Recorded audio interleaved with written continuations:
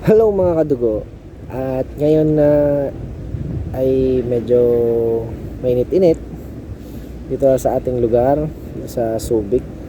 So kahit nandito tayo ngayon at mainit, may gagawin tayo. So ang gagawin natin ngayon ay mag-unboxing tayo ng nabili natin sa Shopee. So ito yung Boya BYWM3T wireless microphone with charging case, noise reduction for iPhone.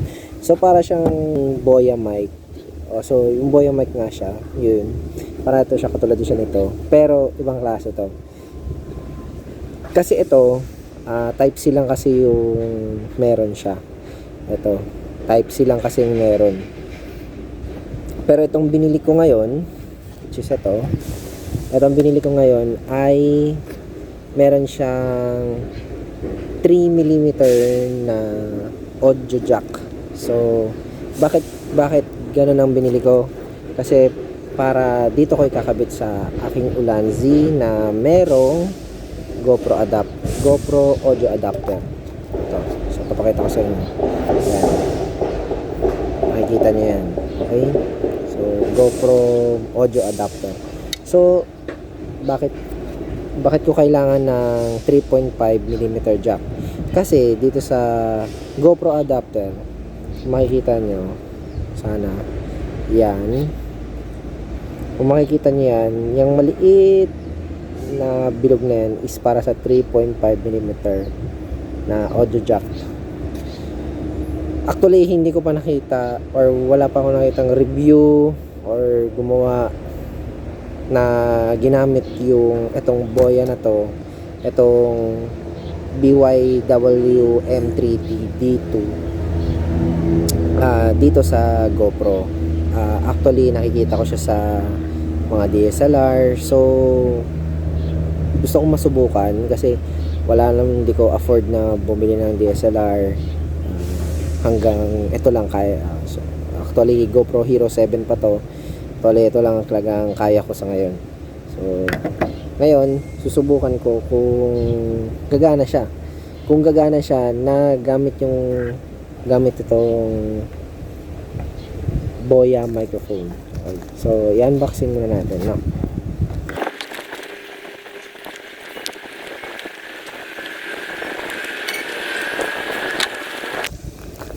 Matapos yung unboxing dahil lang sa wala akong cellphone holder.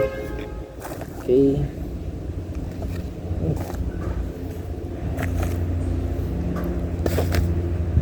So shoutout nga pala sa Boya.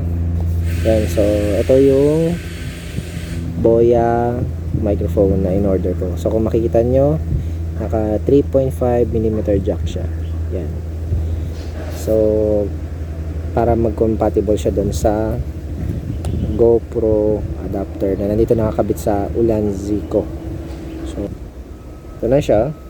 So meron siyang 2.4 GHz na dual channel microphone system, and then ang sabi dito is noise reducted na siya.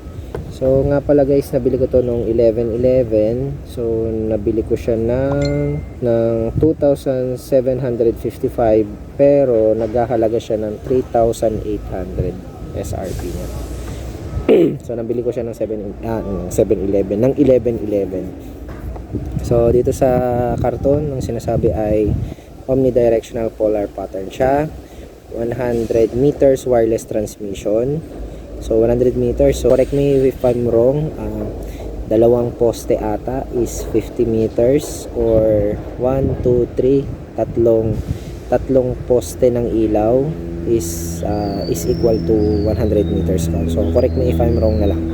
Meron din siyang kagad na noise reduction katulad nitong Boya na gamit ko, itong Boya mic na gamit ko. And then USB type C charging port na rin siya. So bubuksan na natin to. Baka buksan pa ng iba.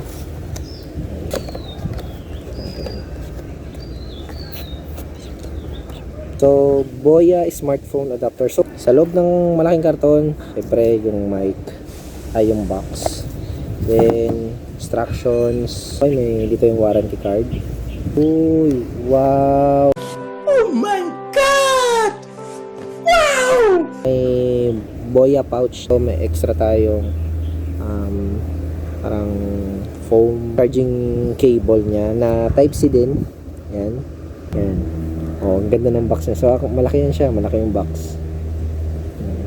Oh, nandito sa loob yung dalawang mic. Sama natin. Yun. Okay guys, tingnan mo. So, tatlo yan. Yung dalawang mic. Okay, yung dalawang mic. And then, ito yung sinasabi kong 3.5mm. So, ayan lang guys. So, susubukan na natin tong Boya mic dun sa ating GoPro. Dun sa susunod na video, abangan nyo na lang. At sana gumana. Pero, alam ko gagana to. Trust lang. So, yun lang mga kadugo. Bye-bye!